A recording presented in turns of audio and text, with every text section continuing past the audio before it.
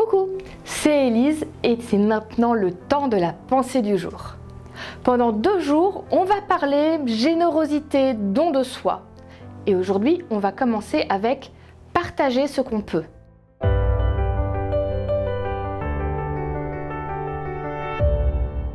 La pensée du jour se trouve dans 2 Corinthiens 8, 12, 13. Quand on donne de bon cœur, les gens nous reçoivent bien avec ce qu'on a. Ils ne nous demandent pas ce qu'on n'a pas. Il ne s'agit pas de vous rendre très pauvre pour aider les autres. Non, ce qu'il faut, c'est l'égalité. J'ai eu la chance pendant quelques années de pouvoir travailler avec la banque alimentaire.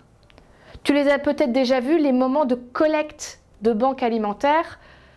Ils se retrouvent, ils sont dans les entrées des grands magasins, on les reconnaît bien avec leur petite veste rouge. Ils sont avec des caddies et ils demandent aux gens qui vont faire leurs courses s'ils veulent bien acheter un peu plus de nourriture pour laisser dans les caddies de la banque alimentaire à distribuer. Moi, j'ai eu l'occasion de faire ça, d'être une de ces personnes qui demandaient aux gens de bien vouloir donner, près de la Suisse. Donc du coup, de temps en temps, on avait des gens avec beaucoup de moyens qui passaient. C'était d'ailleurs très intéressant de voir qu'un certain nombre de ceux qui avaient bien les moyens, on avait l'impression de les voir raser les murs pour nous éviter, pour ne pas avoir à nous parler. C'est leur choix. Mais moi surtout ce qui m'a marqué, c'est que parfois on voyait des gens, on le voyait à leur caddie, on le voyait à leurs vêtements, on le voyait à plein de choses, qui eux-mêmes avaient très très peu. Et qui, à la sortie, arrivaient mais tout gênés, presque en s'excusant. Ils avaient parfois un paquet de pâtes ou une petite boîte de conserve en disant voilà, c'est vraiment tout ce que je pouvais acheter avec ce qui me restait, mais je peux quand même vous le donner. Et notre réaction était toujours la même. Mais bien sûr, merci infiniment pour ce que vous faites. Chaque geste, grand ou petit, il compte et il est important.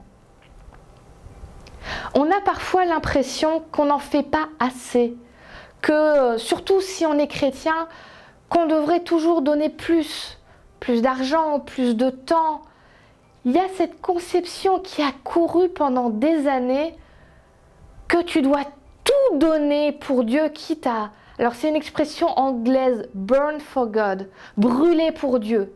Toute ton énergie, tout ce que tu as, tout doit être donné jusqu'à ce qu'il n'y ait plus rien et que tu sois complètement vidé. C'est absolument pas comprendre ce que Dieu nous demande et c'est pour ça que la pensée du jour est importante. Le but, ce n'est pas de vous rendre très pauvre pour les autres, non, ce qu'il faut, c'est l'égalité. Alors là, ça parle argent et on s'est tous retrouvés dans la circonstance où on voudrait donner, mais on peut plus, on a des fois plus de pièces sur soi, plus d'argent liquide sur soi, ou juste financièrement, ce mois-là, on ne peut pas. Mais ça dépasse l'argent. Des fois, on est prêt à donner tout son temps, toute son énergie, quitte à ne plus prendre soin de soi, ne plus prendre soin de sa famille, ne plus prendre soin des siens. C'est pas faire honneur à Dieu. Dieu ne nous demande pas d'être des martyrs qui vont jusqu'à l'épuisement pour aider les autres. D'abord, ça sert à rien parce que ça veut dire qu'on ne peut pas sur le long terme les aider. On les aide un petit temps et puis après, quand on est rincé, lessivé, on n'a plus rien qu'on peut apporter aux autres. Donc c'est pas ce qu'il nous demande. Mais en plus, ce serait une façon de ne pas affronter ses propres problèmes, de ne pas s'aimer soi-même comme si nous, on ne valait rien. Alors qu'aux yeux de Dieu, on veut beaucoup. La pensée du jour dit ce qu'il faut, c'est l'égalité. Moi, je dirais ce qu'il faut, c'est l'équilibre. Être généreux, donner ce qu'on peut, de son temps, de son argent, de son sourire, de son énergie. Mais on ne peut pas donner tout. Il faut aussi qu'on prenne soin de nous-mêmes pour pouvoir prendre sur le long terme soin des autres.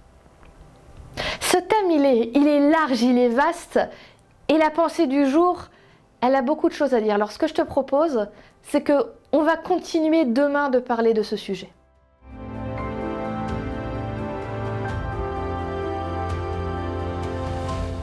J'ai été très heureuse de passer ce moment de pensée du jour avec toi.